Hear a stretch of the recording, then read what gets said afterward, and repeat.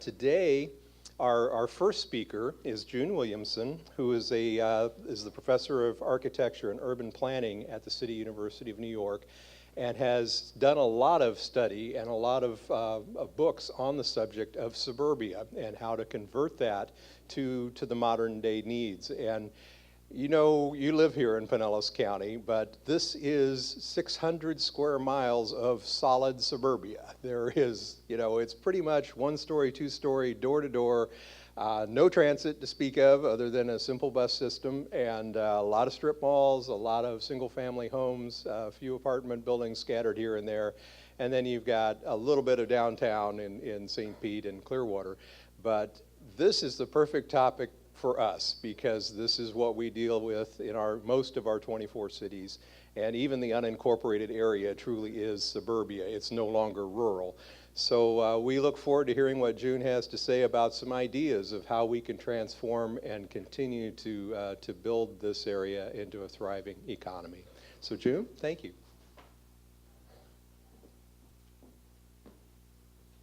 Hello everyone. So, my slides are up. Great. I'm thrilled to be here. Thank you so much for the invitation. So my topic today is retrofitting suburbia. And the question really is what's to be done with vacant big box stores, dead malls, dying commercial strips, and aging office parks and garden apartment complexes? Can we build a better burb? So here's a brief outline of topics, and as was mentioned in the introduction, I'm an architect and an urban designer and an academic, and I've done a lot of research looking at case studies around North America, primarily published in my first book, Retrofitting Suburbia, co-authored with Ellen Dunham Jones, that came out several years ago now, and also Designing Suburban Futures, New Models for Build a Better Burb, which is focused on work I did on Long Island, the two counties there, which together comprise almost 3 million people, if you can believe it. And then more recent publications in the book Retrofitting Sprawl, and my most recent was a book called World of Malls. So these are the topics I'm gonna cover today, a prologue, and then look at strategies for suburban retrofitting, and useful tactics. So this is really looking at the design side of the development or redevelopment equation, and some next steps. So just a quick poll. How many of you grew up in suburbia? I'm included. Still live in there, still consider the community where you live suburban? I live in Manhattan, so I can't raise my hand for that one anymore. Or work in a suburban jurisdiction. Yeah, so that's what we're dealing with. All right, so the North American urban landscape is dominated by the products of primarily late 20th century suburbanization. So we have a largely unsustainable built environment with dead and dying malls, failing strip centers, vacant big boxes and office parks, and acres upon acres of asphalt parking lots. So the question is what to do. There's just a surplus of this stuff, really. It's overbuilt. And we're still building more and making the older properties obsolete. That's been the kind of development paradigm.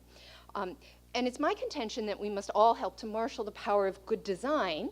So I want to emphasize here the role that design can play to help shape a more resilient future for the metropolitan surrounds, the suburban areas around central cities.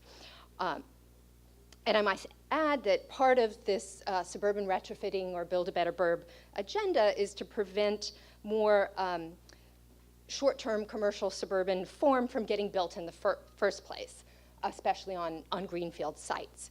And my understanding here is that you are running out of greenfield sites here. So that's not the issue in your county, although you want to be competitive with perhaps the next county out that still has those greenfield properties and is still in a kind of building new stuff mode. So the big challenge is how do we accommodate more growth, improve the quality of life in underinvested areas, improve public health, the efficiencies of our lifestyles within existing urban and suburbanized places. So the basic proposition is that we've urbanized more than enough land already, and we now need to steward it better. And here, resiliency is defined as the need for urban systems to be reconceived and designed to have improved capacity to withstand disturbances such as climate change, natural disasters, energy insecurity without breaking down. So that's the kind of larger definition of resiliency. So 3 strategies and 11 tactics for getting from underperforming asphalt. And my co-author, Ellen Dunham-Jones, sometimes jokes that if she had a rock band, that's what she'd call it, to incremental metropolitanism. So here's the opportunities. These places that are low density, single use, and car dependent. And it may appear built out, but a large percentage of the land area is locked up in asphalt and surface parking lots. When we look at these garden apartment complexes, strip corridors, failing shopping malls, and so on. So what do we do with that underutilized land? So these are the opportunities. What are some of the dynamics driving retrofitting? Certainly the need to mitigate impacts of climate change, the rise in suburban poverty and the decline of the middle class. And more Americans live in poverty in suburbs now than in center cities in terms of sheer numbers. They're distributed differently, but that's been something that I think folks are slow to acknowledge or realize. There are, of course, public health concerns, and the linkage of public health to the built environment is increasingly understood. But I want to emphasize also demographic change and the longevity dividend, the longer lives that people are living, is contributing towards a shift of a higher percentage of 1- and 2-person households as a result of people just living long past their child rearing years. There's also the dynamic of increased diversity in suburban areas. And the pie chart on the right sort of documents a distribution. This is a national distribution of types of gateway or immigrant suburbs that are suburbs where the majority of the residents are foreign-born. And they actually really are quite diverse economically as well as ethnically, or the countries or regions of origin of those residents. And there's actually, the interesting, the Miami one looks different than the New York one, looks different from the San Francisco pie. And then there's also this leapfrogging phenomenon where areas that were once on the periphery are now more central, right, closer to things. So these are some of the dynamics. So Ellen and I introduced the term incremental metropolitanism to advocate for a polycentric vision that could be advanced by the retrofitting of appropriate sites. And I think this county is one that could be seen potentially as a moving towards a more polycentric kind of organization. So instead of one central city and all suburbs around, you have numerous nodes within the larger metropolitan area. So how do you get there? One of the ways to get there is through the systemic transformation of these large prototypical single-use suburban sites through retrofitting. And the 3 main strategies that we've identified through now hundreds of case studies that we've looked at, dozens in some detail, are re-inhabitation. That's various forms of adaptive reuse of existing buildings and properties. Redevelopment, which involves usually larger scale demolition and new construction. And regreening, which can range from the introduction of small parks and plazas to restoring wetlands ecologies or wildlife corridors at a larger scale. And these strategies can be used alone or in various combinations on a project-by-project basis. So I'll talk about each in turn. So in many cases, the best strategy is to encourage and support re-inhabitation of older sites, retail sites often, with small community-oriented businesses, like those one finds serving immigrant communities with mom and pop stores, health clinics, job training, and these would be local businesses rather than the national or international chains.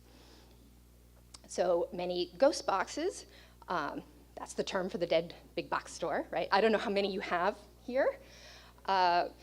They've been converted to more community serving uses. This is a dead grocery store retrofitted into a branch public library in Texas.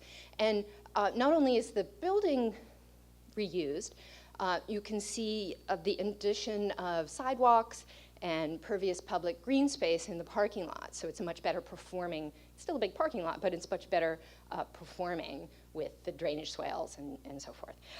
And we have the addition of a public community use into an area dominated by private use. We also must appreciate the power of food to help turn a place around. So this is a center in Phoenix, a tired strip center that had been repositioned gradually from strip to hip, starting with a boutique grocery store. The center was painted with this bright orange paint, so it was kind of jazzed up. And it's become a third place for the neighborhood, a place where people hang out, the cool place to go, not home, not work, but that third place that sociologist Ray Oldenburg identified for us several years ago. And there have been dozens of retrofits so far of regional shopping malls. Certainly when Ellen and I get quoted in the press, it's often related to the dead mall phenomenon. This example shows the trend of re-inhabitation of malls with the meds and eds category. So this is a shopping mall in Nashville, and Vanderbilt Health Services took over the whole second floor. So they consolidated the remaining retail tenants on the ground level and put all of their health facilities on the second floor. You can see then here the medical suites of each of the different specializations using the inline stores that were on the upper level of the mall. And I don't know if any of you saw the dueling articles just this week in the New York Times and the Wall Street Journal about the death of shopping malls. So the New York Times had a photo essay. Photos of dead malls are quite popular, and talked about the rise of internet shopping as a challenge that's perhaps contributing to the continuing and increased closure of malls. Not to be outdone, the Wall Street Journal published an article 2 days later with a counter-argument that the dead malls are mostly due to cannibalization, so that the mall industry exceeds demand. They build more malls with the expectation that they're going to attract the tenants from the older properties into the new properties, and that the older properties would become obsolete. So there's an overbuilding narrative there as well. I think they're both true to some extent. Here are some images of other health and wellness-oriented rehabilitations of malls and big box stores. So here's a need to address public health concerns within neighborhoods, especially suburban neighborhoods that aren't particularly walkable. And public health experts understand the kind of low-cost remedy of getting people to be more physically active in their day-to-day lives, and all the public health dollars that could save in reducing or mitigating the epidemics of obesity and chronic illnesses like diabetes. So here you see a number of examples of reusing big box stores for health and wellness centers. Second strategy is redevelopment, which is the systemic transformation of large, prototypical single-use, car-dependent sites that have failed. It's normally not a winning strategy to propose a redevelopment of a thriving mall or office park. So in these cases, I contend that it's changing the urban structure, the underlying morphology. That's the primary task of retrofitting. more so than just the building uses. So this is a smallish scale example in Levittown, which is the iconic post-war bedroom suburb on Long Island in New York. And here, one of the little retail pads. Does this work? So if you know Levittown, it's all the little Cape Cod houses. This is diversifying the housing stock with subsidized townhouse units for seniors in the community, which is otherwise all the detached R1 houses. And then in Arlington, Virginia, outside DC, a former Safeway one-story big box store was demolished for this 5-story Arlington Mill Community Center, and also 122 apartments. The building, the sort of H-shaped building in the back is apartments, and the L-shaped one in the front is the community center. This is a very diverse suburban neighborhood, as are many areas. So the residents are 2/3 non-white, 40% foreign-born.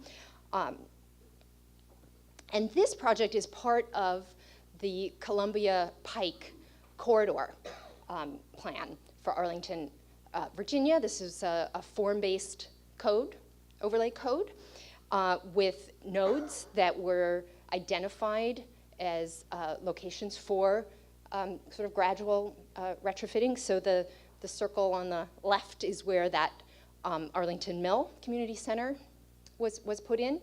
And then the node on the right, you see the corridor there, you see some before and after, just Google Street View images of a 5-story, I think it's 5-story, mixed-use building right up on the sidewalk on the right that replaced a, I think it was an auto showroom, an automobile showroom. That was there, and you can also see that the street was restructured, so the median was removed and the sidewalks were widened on both sides. So those things are being done in coordination via the form-based code. And then here's an example of a full-on regional shopping mall retrofit that's been unfolding over the past 10, 15 years in Lakewood, Colorado, which is just outside of Denver. It's actually the 4th largest municipality in Colorado, but it had no downtown. It was a bunch of subdivisions that all consolidated into a municipality in the 1960s. So here you see these morphological diagrams that show this gradual transformation from a single 106-acre campus-type parcel with the shopping mall into a walkable, gridded network of 22 urban blocks with a different mix of uses on it. So you see the old mall on the left, and on the right you see the 100% corner, ground story retail, either office or residential apartments above that comprise Belmar. So it's a downtown for a municipality that didn't have one. This was a public-private partnership. I could talk about this at length, but you could also read the whole chapter in Retrofitting Suburbia about it. Here's a few more images, but what I want to highlight here, on the lower right, the building marked A, that's it's a hybrid kind of development, right? Because you still have the suburban really big boxes, so that's a multiplex cinema with the structured parking behind it that comprise a block. The structured parking has a liner, which you see in the middle image on the top, of artists' studios. So in order to enliven the ground story of the parking garage, they're only 20 feet deep, which is the depth of a single parking space. And those are leased out at very low rents to enliven the street. And then the B, you see on the lower right, is one of the anchor stores from the original shopping mall that was not demolished because it was actually an addition to the mall. It wasn't as old. It didn't have asbestos in it. It could be retained. And what you see is this wrapping strategy. So a liner building wraps the anchor store, ground story retail with office above, to embed that box within a block. And similarly with the multiplex cinema and parking garage, the cinema is wrapped with one-story retail and single-loaded corridor stick-built apartments above. So you get both. It's a kind of hybrid urban design. This is a project White Flint in Montgomery County, Maryland, and again, public-private partnership. So the primary landowners were progressive developers who engaged with the county for a new overlay plan that's slowly being realized over time. This is adjacent to a Metro Rail station that had surface parking lots, park and ride. So what you see in the DC area is the gradual retrofitting of all of those suburban Metro Rail park and ride locations into prime retrofitting redevelopment sites for pretty high density because of the transit adjacency here. So what you see in the diagram on the right is this overlay of a network of new streets that would break up the superblocks and make it more walkable and connected within a reasonable distance from the station. And it's starting to be realized gradually.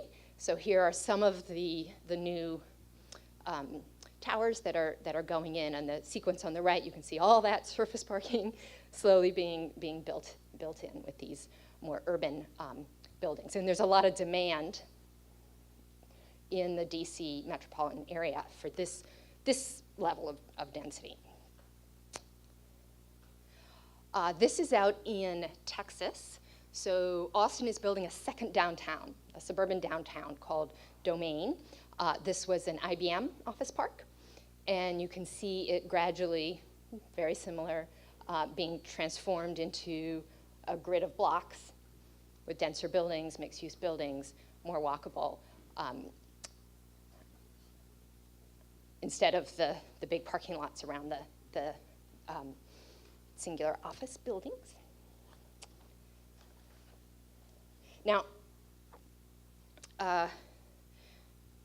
this is the Dellionaires downtown for the Dell computer. It's important to note that all this retrofitting isn't displacing people who want to live in traditional suburban neighborhoods. There's plenty of that still available for folks, because that's mostly what we've been building. So this is about increasing choice, diversifying the options in places that are otherwise fairly monocultural, I guess you could say, in terms of the urbanism. So making pockets of transit-served walkability for more urban choice. If you can get the transit in, great. But this densification and adaptive reuse isn't going to work everywhere. Sometimes regreening is the more appropriate strategy. And again, if you have something that's fairly flat and all developed, maybe certain locations you can identify for transferring some of that development over time. We're talking a 50, 60-year plan. So some places might densify, and other places might de-densify, in fact, and get converted back to open space, which can be an amenity for the denser places around it. Okay, and this is just a great image of people planting gardens in their front lawns, the edible estates idea. So here's an example in St. Paul, Minnesota, where wetlands had been filled for a strip center. As you can see on the image in the middle there, they'd always had drainage problems in that parking lot because water wanted to go there. So they reconstructed the wetland, and part of this was spurred by studies done at the University of Minnesota in the landscape architecture department. And it's interesting to think about how landscape architects can be designers of infrastructure, the soft infrastructure ideas that can complement the kind of hard infrastructure that we've mostly emphasized in recent decades. So you can see it also fits in the bird migration corridor, so it's another habitat for birds. But the strip center was demolished, and it was redeveloped. Here, the Minnesota State CSI crime lab was located here, and new apartments that are lake facing now as an amenity. And I was there a year ago, and I saw a hawk. So the birds are coming, because that's where the hawks go, right? And then this is an example that kind of brings all three strategies together. This is a thriving mall in North Seattle, the Northgate Mall. This is a historically interesting mall. It was the first prototype of the dumbbell mall with the anchors on each end and one in the middle by John Graham was the architect. It's kind of a famous mall, but it's still thriving. It's a Simon Properties mall, but it had a surplus of surface parking lots. So the overfill lots to the south were built over the filled headwaters of a large regional watershed, almost 500 acres drained to this location, and they'd culverted it in a 5-foot diameter pipe under that parking lot.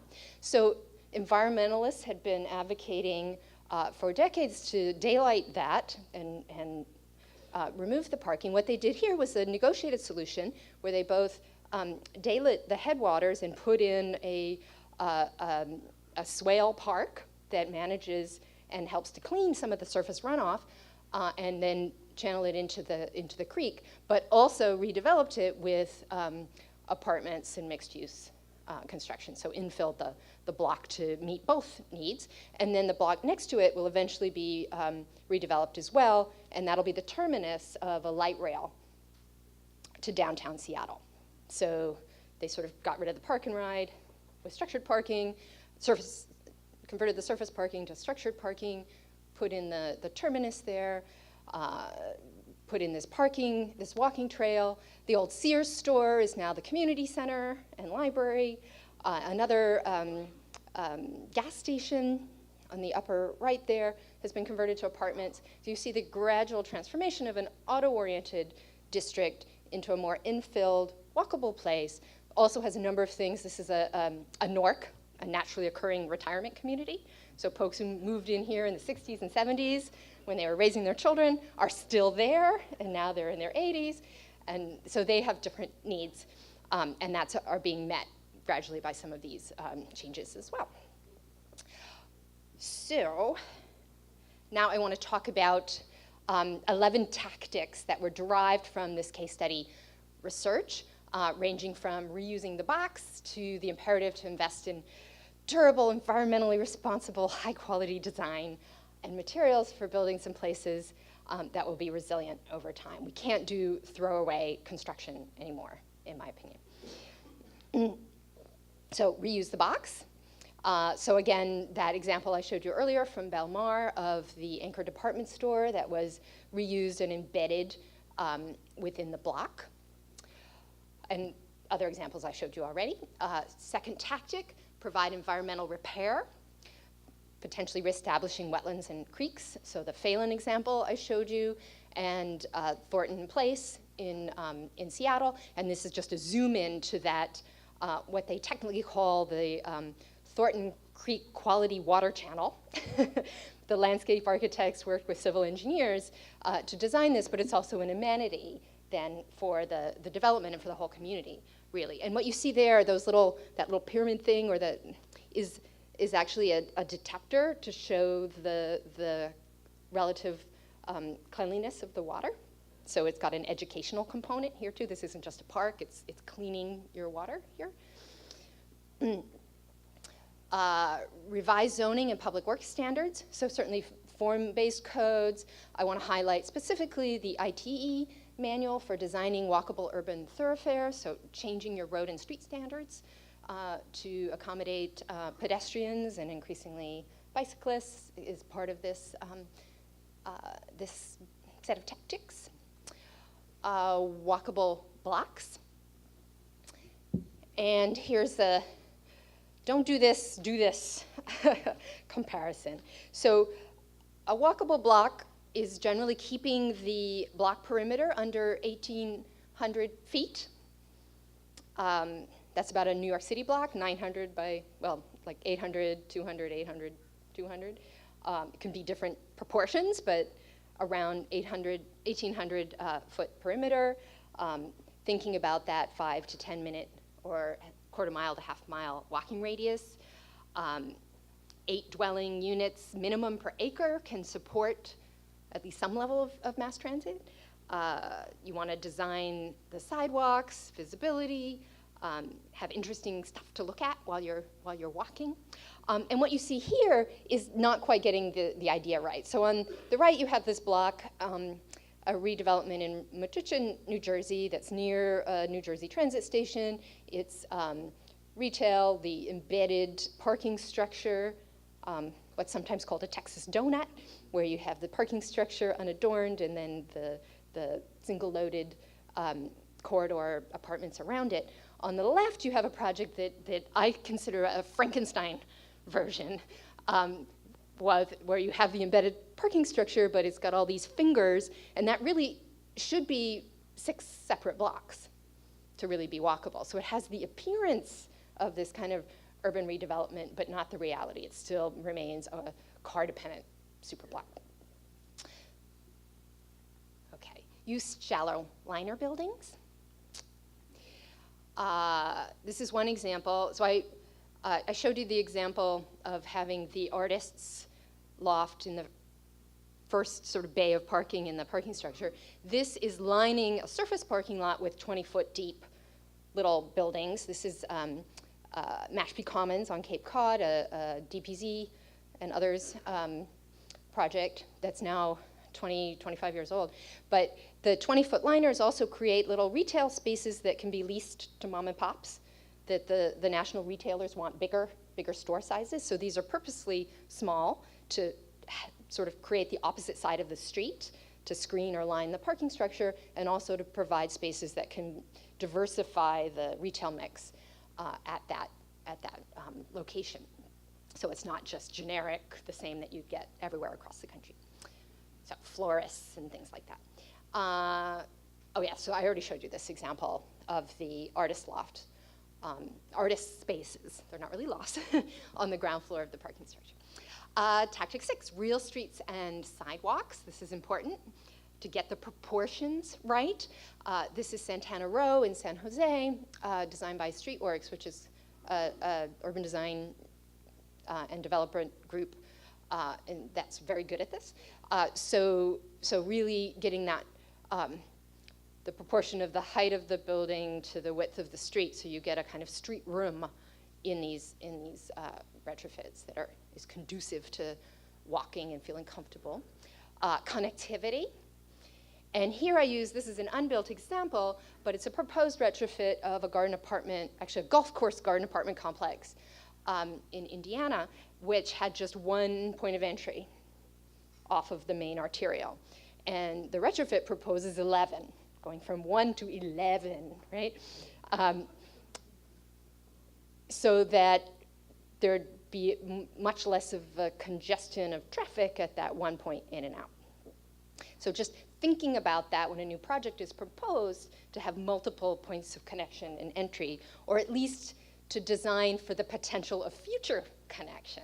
Because often the neighbors, when you're first proposing something, don't want those connections. They're fearful, they have objections of various kinds. And so that could lead you to then just say, well, that's not going to happen, and put a new building in there. These are examples, Belmar on the right and Mashpee on the left, where the potential for future connections was left open. So instead of just saying, well, I need to turn this road around because the neighbors don't want a connection, so I can just reconfigure the buildings, instead there's a kind of open end. So an example on the right, if that strip of land ever gets retrofitted, the street could continue all the way across the arterial. And similarly at Mashpee, where the kind of train wreck apartments to the south didn't want to have anything to do with Mashpee because they were fearful of through traffic. But now when it's all built, they actually now want to have the shortcut. So these are the kinds of things that you could anticipate for future connectivity and adaptability. This is an example. There's a Walmart and other things. The density wasn't there when this was first done, but the parking lots were laid out such that they anticipated future infill blocks. And the utilities, instead of placing them at the shortest distance diagonally through the parking lots, were all channeled into these future roads, so that when infill development occurs in the future, you don't have to tear everything up and redo all the utilities, because the utilities are already, they're retrofit ready. Diversity in housing choice and price. This is an example in a retrofitted area in Maryland. This new type of apartments, it's 4 to 6 bedrooms, 4 to 6 baths. So these are large apartments, not for families. These are specifically designed for young adults or older adults to share. So it's a different idea of the large apartment. And then there's also the idea of the missing middle housing. Are you familiar with this idea? So that there's a lot of stuff in between the detached house and the mid-rise apartment building. There's duplexes, fourplexes, little bungalow court types, and so on, where you can get quite a bit of density without it looking out of place. So this is one example in Rhode Island, and I think it's 15 units. So it was a vacant lot on the left. In the middle, you could see what might be proposed as a kind of just 3-story building that looks out of scale with the detached houses around it. On the right, same density, same number of units, but reorganized as a cottage court. And you can see along the street, then it just looks like 2 houses, 2 more normal, regular-sized houses on the street, but you have all the other units that are then in the back of the lot. So design matters when we're talking about density, I think. Adding new housing units to existing neighborhoods. So the ADU or DADU, detached accessory dwelling unit, where by allowing those in an R1 zone, you can effectively over time double the dwelling unit density of a neighborhood without significantly changing its physical character. The rub here is parking, right? Increasingly, though, young people are using sharing parking if there are ways that they can at least partially bike commute and so on. I think that can be mitigated. And part of this is, like this example in Seattle, they had a design competition because people were quite fearful. They commissioned 3 designs by architects, had them built, were able to disseminate these images to show that this was not some frightening kind of boulderization of what the character of a single-family dwelling neighborhood might look like. And even when they're permitted, they tend to happen very gradually and slowly. Even if it's permitted, it's not like you're going to get a flood of applications, right? So this is sort of gradual. Okay, and then the final tactic, invest in quality architecture. So to insist on this from developers, and to think about buildings that aren't just mapped for a single use, but could be reused in the future. So the dimensions that could be for apartments, could be for office use, could be for retail use. And one of the ways to do this is through sponsoring, organizing, or participating in a design competition or exhibition. These are some that have dealt with how we might re-envision suburban areas, because people have trouble envisioning how change might occur. When we first published Retrofitting Suburbia, a review in Governing magazine by Alan Ehrenholt, he said that until he'd seen these before and after images, he'd been suffering from what he called, what did he call it? UIDD, or Urban Imagination Deficit Disorder. So this can be a useful tool to help spur conversation and to have people have other reference points than what they already know and are comfortable with. So I've been involved with 3 of these: the Adapting Suburbs exhibit, the Build a Better Burb, Be Bold competition for Long Island, for Nassau and Suffolk counties on Long Island. I was engaged by the Roush Foundation to do that project. That has led to the Build a Better Burb website that CNU is now running. They sort of handed over stewardship of that to CNU. I would encourage you to check it out. There's lots of good case studies and examples and articles on that website. And then also the Foreclosed exhibit at MoMA, which I was on the jury for. So Build a Better Burb, here's the website. These 11 tactics, there's an article if you search for it, if you want to see that, that's published there. And in addition to doing the original Build a Better Burb competition, I did a second design challenge with them more recently called Parking Plus. That's also documented on the website. And this one was interesting. As a follow-up, the Roush Foundation, working with them, we paired teams of designers with 4 small communities. We have a lot of local governments on Long Island. Villages and hamlets. So the mayors of these 4 communities were willing to work with us, and we identified surface parking lots next to Long Island Railroad train stations and said, if you could reconfigure this surface parking that's trapping a lot of land in your downtowns, reconfigure it into structured parking, what could you do with that freed up land? So that was the plus part. So proposing structured parking to replace that surface parking, and then imagining what else could be done. So those were interesting. They were designed to be specific to those 4 communities, but also to be potentially prototypes for the 200 other communities on Long Island that have similar situations. So I'll just show you one. This is Rockville Center. And they had 11 municipal parking lots, but we just looked at 3 of them that were along the rail line. And then those are some of the visions of what it might look like. Here was an idea of structured parking that took its design cues from the kind of lily pad concrete columns of the Long Island Railroad, which was built in the 30s. This part of it, I think, is elevated already. So it's kind of like a classical colonnade almost. So extending that idea for the parking structure. So the first story of the parking structure is kind of double height with these arcades. So you could park there during the week, but on the weekends it could be for a market hall when people aren't commuting and there's less demand for those spaces. And then there's an idea of a tennis bubble on top. So here you see the 3 structured parking pieces that would plug in along the elevated rail line that could become a bike path. And then this was an image of how, if in the future people become less dependent on private vehicles, let's say they're using automated vehicles that are shared and they don't need to park them all day when they go to work because they're off moving other people around, then the parking structure was designed with flat plates and with a slightly higher floor-to-floor, so it could be converted to apartments or other uses in the future.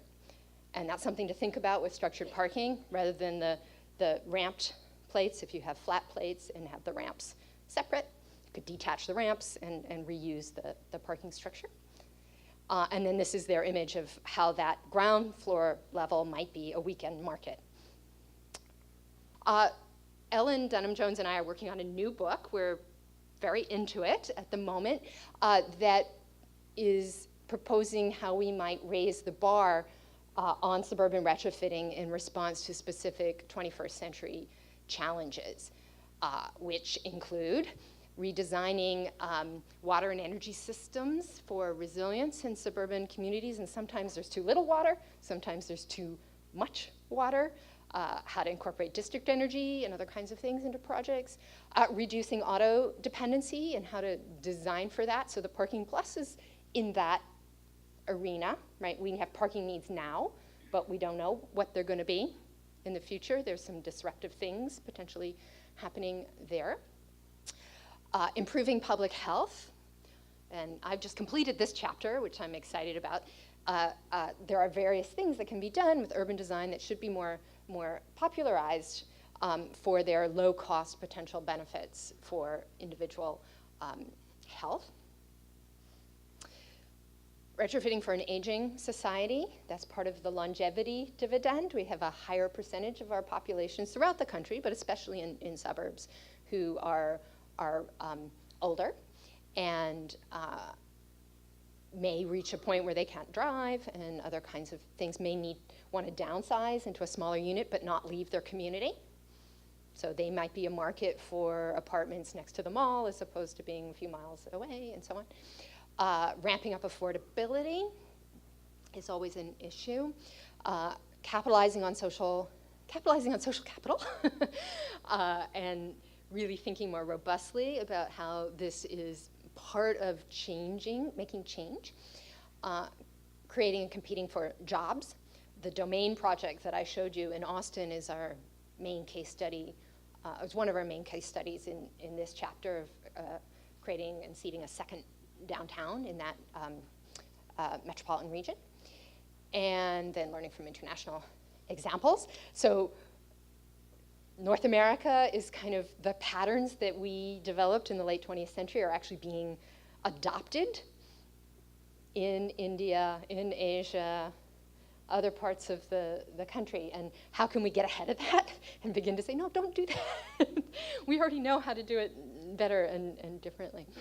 That's part of that. Now briefly, I want to alert you, is anybody here a member of the Congress for New Urbanism or familiar? All right, you're going to be in Seattle? Anybody going to be at the next meeting? No? Well, we do have an initiative, the Build a Better Burbs Sprawl Retrofit Initiative, and a lot of this material is, as it's being developed, is being integrated onto the Build a Better Burb website, and we've sort of set up 5 tracks with these questions in order to capitalize on the expertise of the membership. So the municipalities question, citizens, how do we engage with citizens? How do we provide tools and tips and techniques to developers, especially looking at this incremental scale, which can help get you the missing middle housing and other things, that it doesn't have to be 200 units increments for a new construction if certain kinds of strategies and processes are followed. Could be design build as well.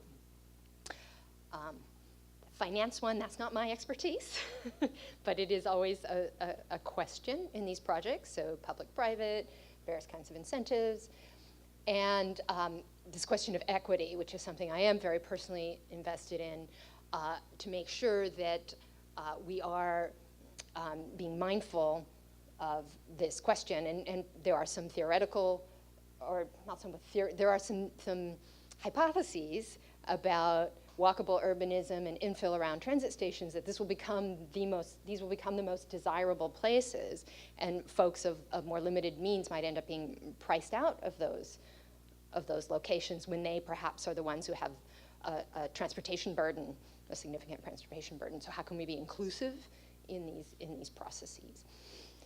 And then, this is all very speculative because I don't know Pinellas County very well.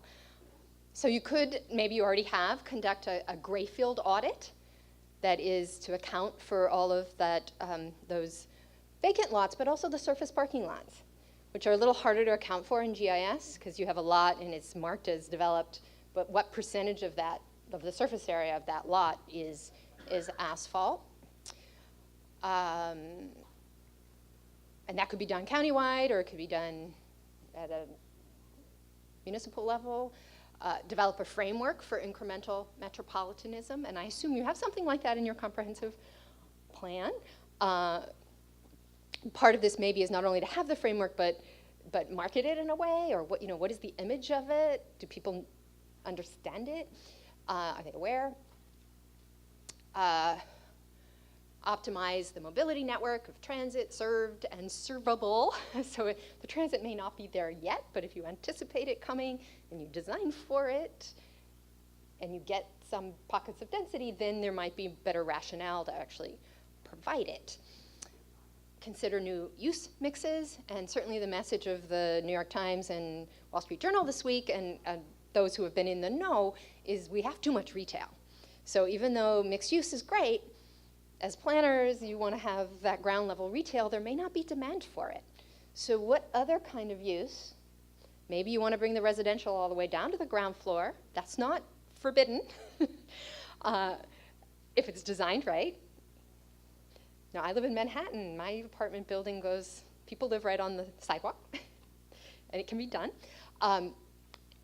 Or other kinds of office use, or even some light manufacturing, smaller scale, that could be integrated with residential use. So open up the idea of what is in the mixed use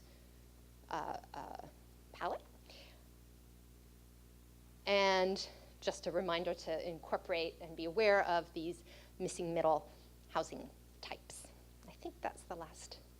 Oh, I had one more. Sponsor an ideas competition and or a design challenge. That's something that could perhaps be done in partnership with a local architecture or planning school or a nonprofit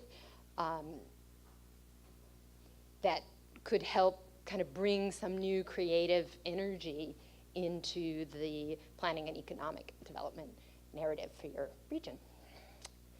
That's it. Thank you. And I'm happy to take any questions if we have time for that. I think we still do. Yeah, about 15 minutes. So.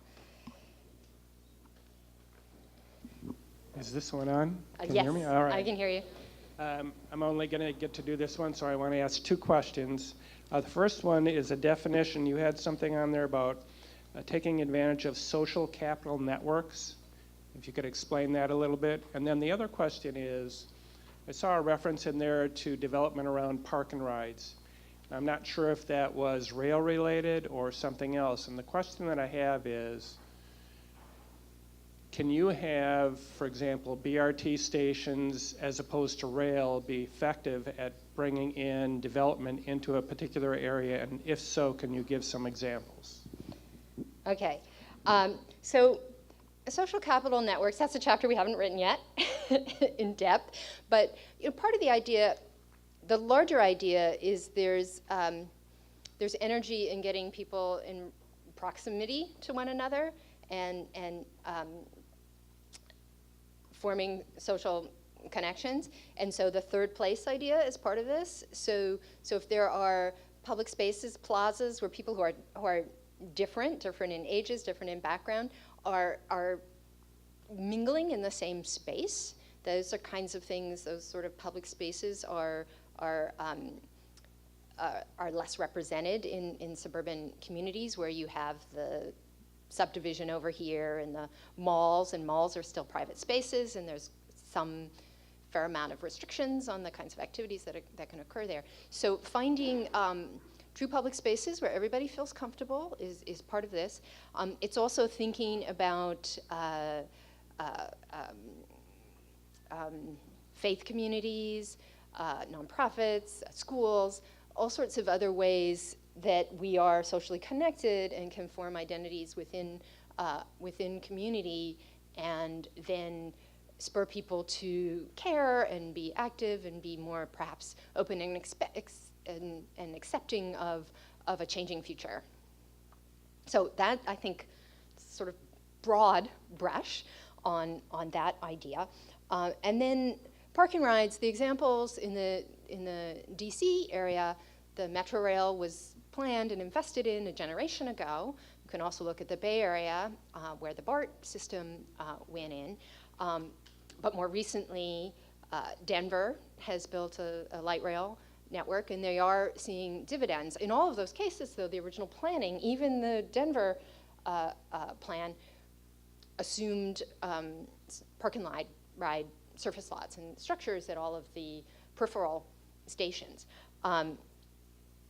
And so I would certainly like to advocate for front-up planning, at least for that first couple of 100 feet right next to the station, have people park not at the station, but just half a block away. And so that you can use that daily walk, perhaps, for various kinds of things to be included. So better planning, more coordinated planning, but I think the same can be true for BRT. I think we're still, the case studies that we've looked at have primarily been around these rail stations from a generation ago. So BRT is relatively new in terms of how we're understanding it now in North America. So some of the examples have been Latin America, right? And coordinating them, which I think is really interesting, and I hope we can do more of this, coordinating maybe BRT with bike networks, commuting bike networks, and thinking about it not as recreational biking, but as commuting biking, and the transitions between the two. I'm really, I think BRT could be wonderful, and that it doesn't need to be the perhaps higher first investment concept of the light rail. But part of what we're challenged with, I believe, in North America is the stigma attached to buses, the social stigma. And so trains and rail feels more professional somehow. But design can help with that. How you design the stations, make them quite nice, not those nasty benches with ads on them, but something that makes this feel more real and worth your time. And having Wi-Fi on the buses, for example, is a huge draw. The kinds of things that they're doing, actually a report just came out yesterday, which I haven't read yet, although I've been aware that it's been in the makings, from SPUR. Do you know SPUR in the Bay Area? I forget what it stands for, SPUR.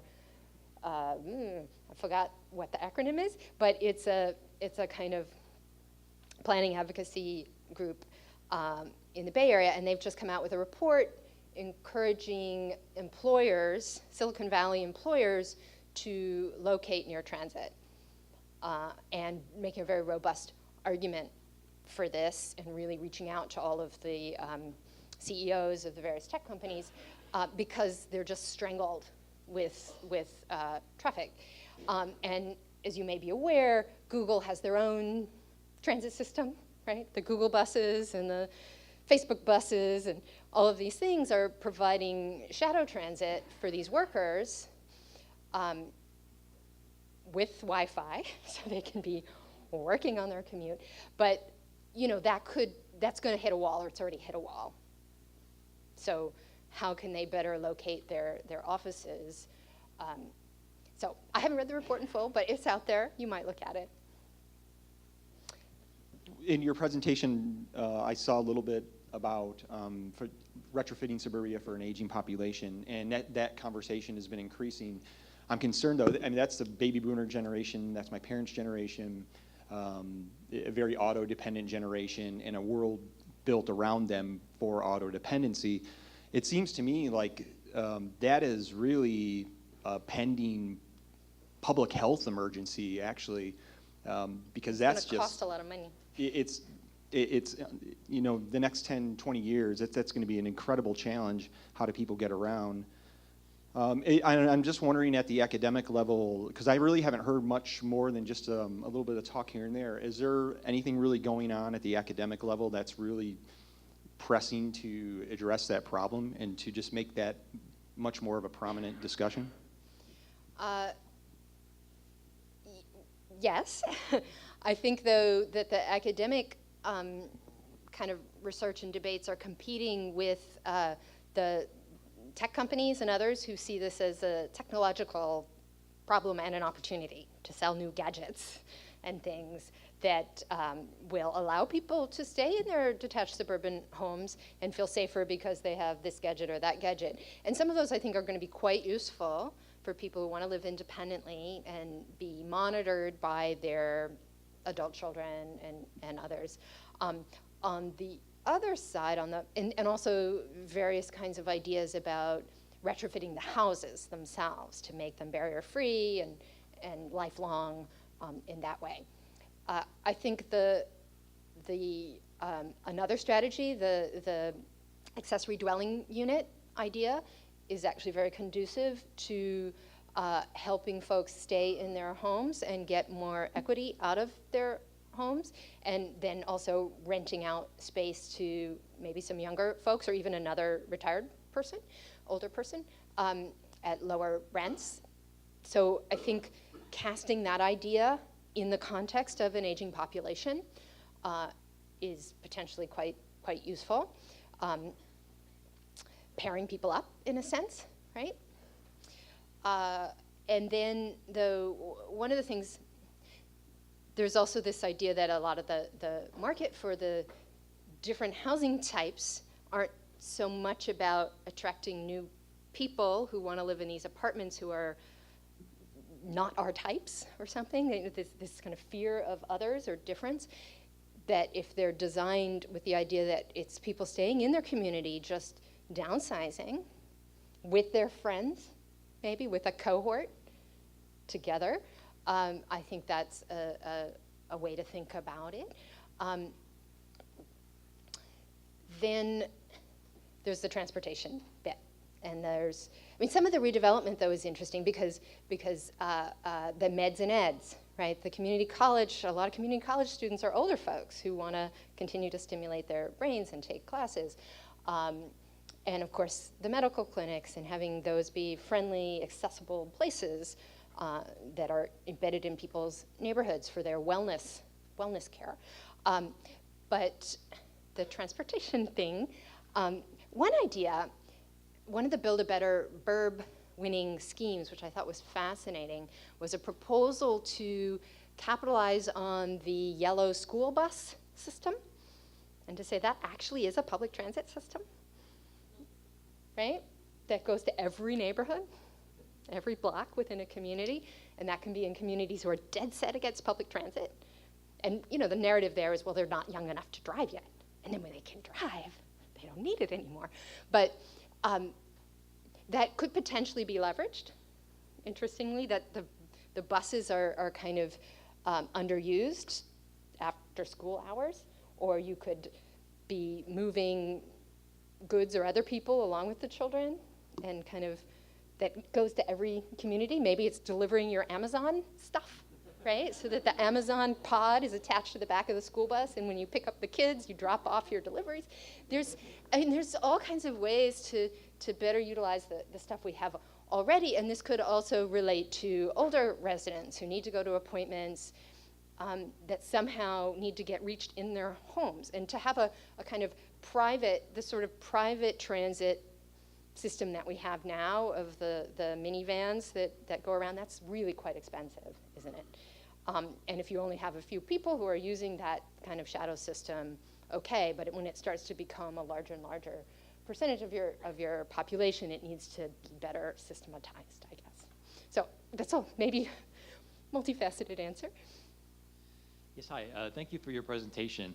Very informative. I wanted to ask, in your experience in retrofitting these suburban areas in relation to transit, because many of them begin as areas that aren't dense enough to support robust transit, if you've seen that you need some kind of transit improvement first to support some of that redevelopment, or if some of the redevelopment happens first and then the transit kind of follows that. So we see both, right? The park and ride idea was a concept from a generation or so ago, where you built the high capacity transit system, which was more minimal in terms of its route, with the expectation that people would be driving to the points to get on it. And express buses work the same way, utilizing the highways.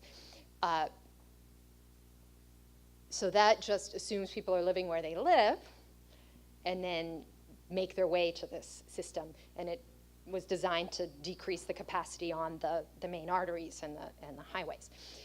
If you want to think about it in the economic development sense, you've got to flip that a little bit. And frankly, I think that putting in transit before you have the demand is probably not going to work, right? It doesn't work. So, but if you have a framework where you understand where these corridors are going to be, and it's sort of generally understood, and working with the landowners and various tools, whether it's transfer development rights or mechanisms to at least create a narrative that it's being done in a fair way for everyone's benefit, potentially, because every transit rider is one less driver. For those who continue to drive, they benefit from somebody else using transit, right? And to get that story in, like, I don't want to support transit because I'm not going to use it. You are going to use it. You're going to benefit it from other people taking transit. And I don't know why that doesn't compute. But I had a student, an urban design student, who made a very robust argument that he didn't care about transit in New York City because he rode a motorcycle. He's like, I can zip around the traffic. Okay, what if everybody chose to ride motorcycles? Then you'd be in a pickle. So making, telling stories, I think, they're complex stories, but where everybody's experiences are kind of interconnected and interlinked. So you may not want that apartment, but maybe your grown children will want it and benefit from it, and so on. So, but the short answer is, I think you need to at least have the expectation of density, or already have it partially in place for these things for the transit to go in. I mean, for expanded transit, because presumably you have transit, but it still is that narrative for the folks who don't have cars or don't have a choice.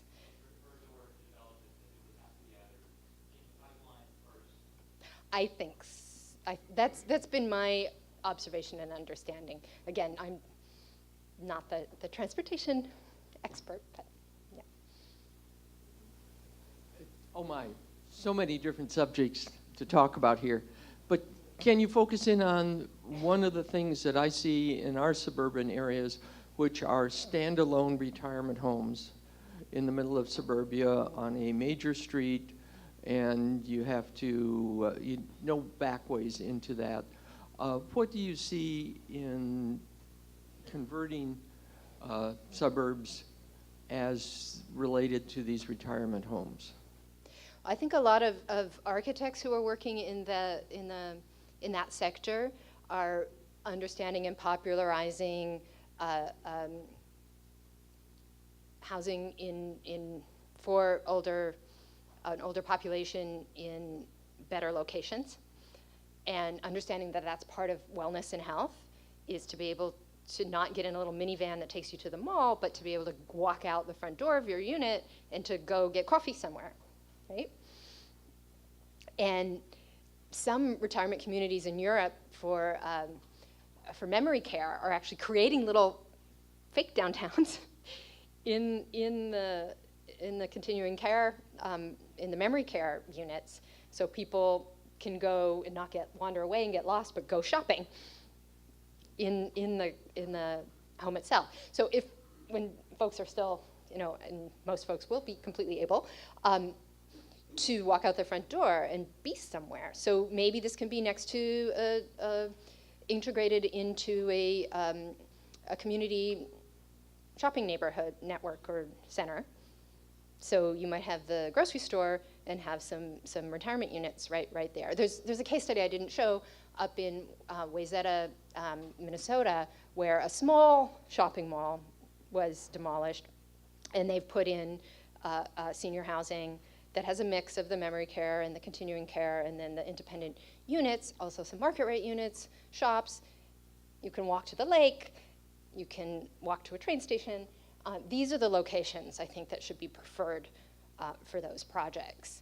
And I think the architects and some of the kind of national managers of these kinds of projects are understanding this increasingly. But I do know that a lot of communities, certainly this is true in New Jersey, have designated land in their comp plans for senior housing that is remote and pod-like. And of course, part of that is the 55 plus populations are less likely to add school children, right? So there's a kind of idea that you can have this development without adding a burden to your education budget. But those are the wrong locations, I think, going forward. And we've seen several examples where that's been understood as part of, and it's part of the marketing of the project. You don't want to be warehoused out somewhere. Let me ask another question, and that's dealing with the trying to attract young families, young people into a community that possibly wanted to go out to suburbia before. Are there any places where that's been done effectively in a dense setting? I think many of these projects, I think it's a misunderstanding that families don't live in multifamily housing. They do. I do. Live on the 10th floor in an apartment building in Manhattan, and my son, who's now 14, couldn't imagine living anywhere else. So the idea of being in a suburban house is eerie and frightening to him. It's like, but I wouldn't hear any traffic, and there wouldn't be people next door and above and below me. So, a lot of this is what you're acculturated to. He can get on the subway, go where he wants, go to the, 50 parks, ride his bike everywhere. So that's one kind of extreme of the Manhattan kid. But there's a lot of stuff in between, I think. These missing middle housing types, like the cottage courtyard, those are very nice for families. And they might be arranged around a green where all of the neighbors could have a big shared picnic, right, on a regular thing on Sunday afternoons. and so on. So that idea of the cul-de-sac being where people all got together, you could do that. Certainly in many of these development types, there's an opportunity for neighboring and for kids to kind of form a cohort and a pack, and for parents to sort of keep an eye on each other's kids and all of those things. So I don't think it's anathema, but people are acculturated to how they grew up or what they're familiar with. I've often said, or I sometimes say, that we need a popular sitcom that features people living in a retrofitted community. And